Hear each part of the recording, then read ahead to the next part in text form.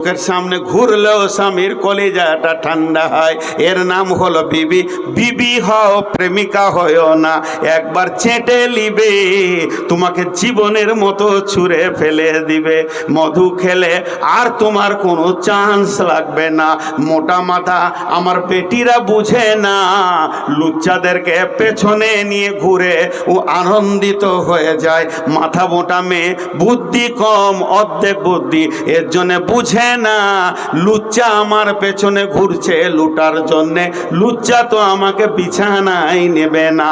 আর যদি স্ত্রী হতে চাও তাহলে বাড়ির ফ্যামিলির যোগাযোগে স্ত্রী হও, ওর প্রেমে পড়ে স্ত্রী হয় না, সেটা শালপাতের থেকেও খারাপ হয়ে যাবে।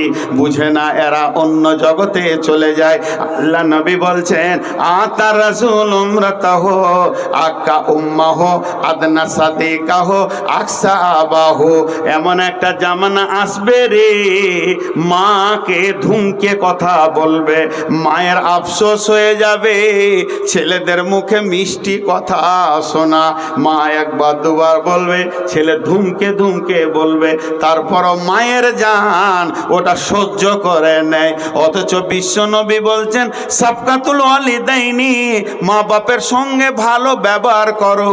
তোমার অঙ্গভঙ্গি, তোমার ভাষা, তোমার চাওনি, তুমি মায়ের কাছে গিয়ে এমন করে কথা বলবে, মায়ের কলিজা ঠান্ডা হয়ে যাবে। ওইটার অভাব পড়ে যাবে। কিয়ামতের আগে মাগুলোকে ধুমকে কথা বলবে, বাপকে রাখালের মতো বলবে, ঝিড়কে কথা বলবে। বাপের উঁচু করে কথা বলার বেটার ওপরে সাহস হবে না। আক্কা উম্মাহ আদনা সাদিকাহ আকসা আবাহ। আর সব থেকে মিষ্টি ভদ্র কথা শোনাবে বন্ধুকে, যে রক্তের আত্মীয় নয়, যে এমনি আত্মীয় নয়, বাপের তরফে নয়, মায়ের তরফে নয়, বন্ধু তো এমন জমে যাবে, তাকে মিষ্টি মিষ্টি গল্প করবে। এই মিষ্টি কথাটা হক ছিল বাপের, এটা ছিল মায়ের। বন্ধুকেও বলো, সেটাও ঠিক আছে, কিন্তু বন্ধুকে মিষ্টি কথা বলবে, বাপকে থমকে দিবি।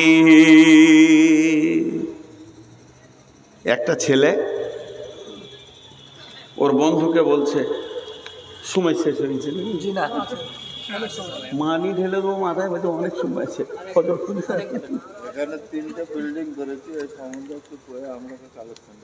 ওই রকম কোনো হাদিসে পেয়েছি না যে 3টে বিল্ডিং বলে একটাও হাদিসে, আর কোরআনের আয়াত নেই। হাগো 3টে বিল্ডিং বলে হাদিস আছে। খেপালো, আপনারা বক্তা চয়েস করতে পারেননি, খেপাটাকে বক্তা করে দিয়েছেন। এবার একটা মজার কথা শোনাই। দুই বন্ধুতে যুক্তি করেছে, আজকে গাজল যাব সার্কেস দেখতে। যা, বড় ভাই রেগে উঠে গেল নাকি? আচ্ছা ঠিক আছে। দুই বন্ধুতে যুক্তি করেছে, এক বন্ধুর বাড়ি ধরেন এই পাশের গাঁ, আর ইয়ার বাড়ি এই ভিটা পলাশবোনা। দুই বন্ধুতে যুক্তি করেছে, আজকে গাজল যাব, ভালো সার্কেস এসছে সার্কেস দেখতে। কটায় যাবি? বলে ঠিক এশার নামাজ পড়ে বের হব, রাত 9টার সার্কেসের শোটা ধরবো, রাতে আবার ঘর চলে আসবো। বুড়া বাপ শীতের সময় বাড়ির দরজার পাশে চুপ করে বসে আছে।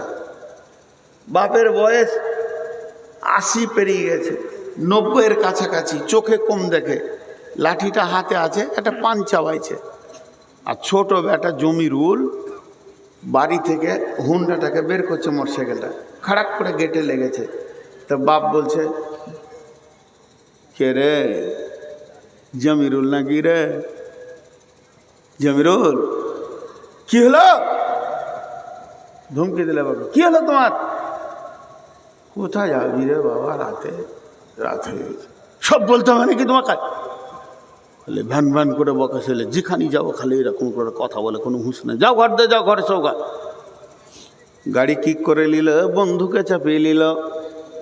বন্ধুর ঘরের দরজায় এসে বলছে, শফিক আছিস? বলাই চা। মিষ্টি করে বলছে, কি খাবি বল?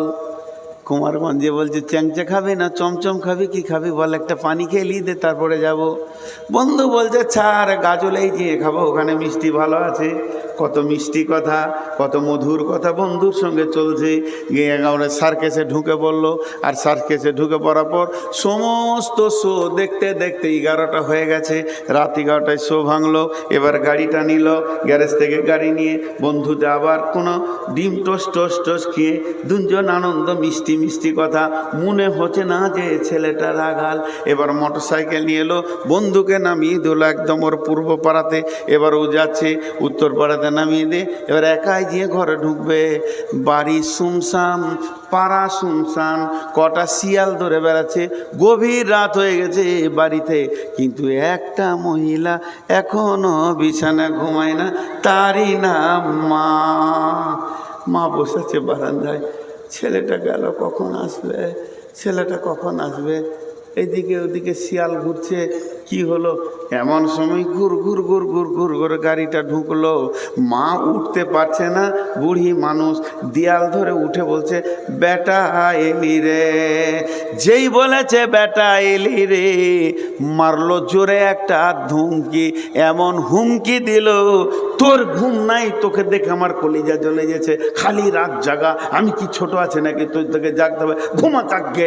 মা যে কেনে জেগেছিল মায়ের কলিজা বুঝলি না রে বাবা, এই হুমকিটা মাকে দিয়ে দিলি।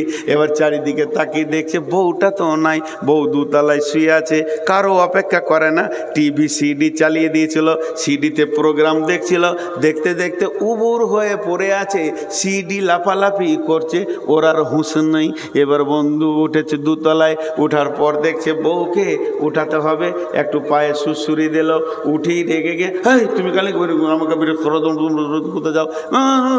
তার বউ ধুমকি মারছে উল্টা, আরও এমনি করে পাটা ধরে বলছে রাগ করো না, রাগ করো না, রাগ করো না, রাগ করো না, রাগ করো না। বউকে আনন্দ দিছে।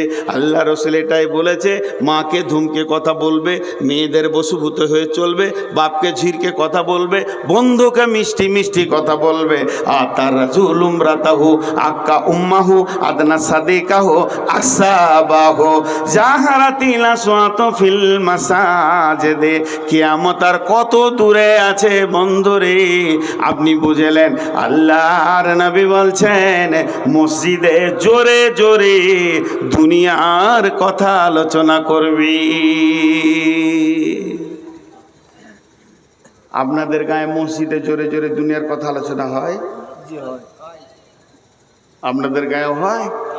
হ্যাঁ, যদি ওকে যে বলা হয় হাজি এটা যে মসজিদ, এটা মসজিদ, জোরে কথা বলা যাবে না, ফেরেশতা আছে, আল্লাহর ঘর, আল্লাহর অফিস।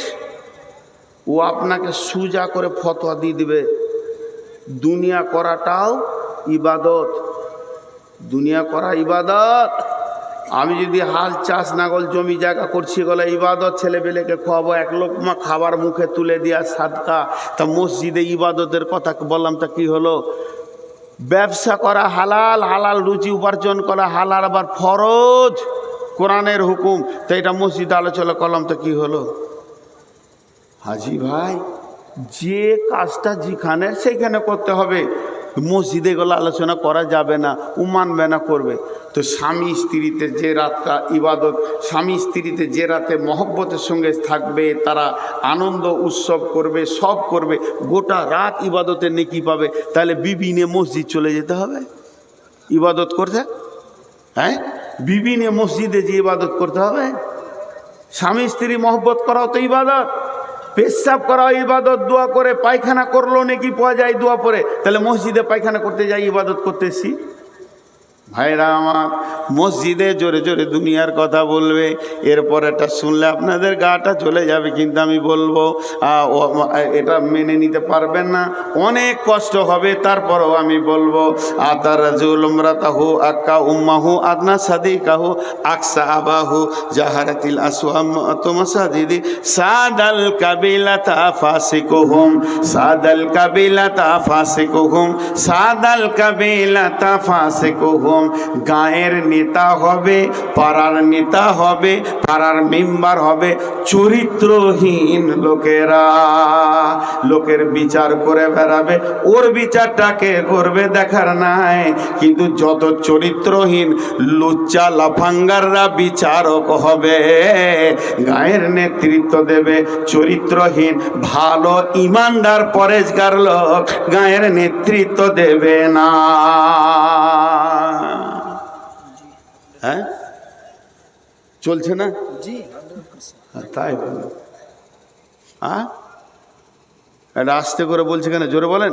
জি চলছে, চলছে এটা। জি হ্যাঁ, মানে যদি একটা ছোট ছেলে ভুল করে ছাগল চুরি করতে যে ধরা পড়ে গেছে, তারপর ছাগলটা সেই গায়ে অনেক অসুখ, দৌড়ে পালাতে পারেনি, বিক্রি করলে হয়তো 50 টাকা বিক্রি হবে, ধরা পড়ে গেছে, পোলে বেঁধে ওকে মারছে।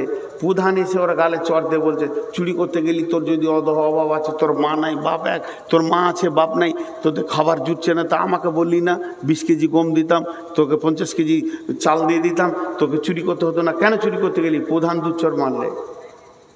সব লোক বলছে কত ভালো লোক, দেখ দেখিন প্রধান কত ভালো লোক। আসলে প্রধান বিড়বিড় করে বললে, রে খাবা, সামান্য একটা ছাগল চুরি করতে গিয়ে ধরা পড়ে গেলি রে বাপ। আমি 7200 কুইন্টল বিপিএলের চাল চুরি করেছি, ধরা পড়িনি। বড় চোর ছোট চোরের বিচার করছি, এর জন্য আফসোস করছে। তুই জীবনেও প্রধান হতে পারবি না যতদিন বড় বড় চুরি না করবি। প্রধান কি করে হবে? ছাগল চুরিতেই তুই ফেল করে গেলি রে বাপ, এ করে কি করে করবি? আল্লাহ নবী বলছেন, সাদাল কাবিলা ফাসিকুহুম জাইমাল কামে আরদুলুহুম ওয়া উকরিমা রাজুল মাখাফাতা সাররিহি। যারা নেতা হবে, দরখাস্ত লেখা তো দূরের কথা, নিজের নামটাও সই করতে পারবে না।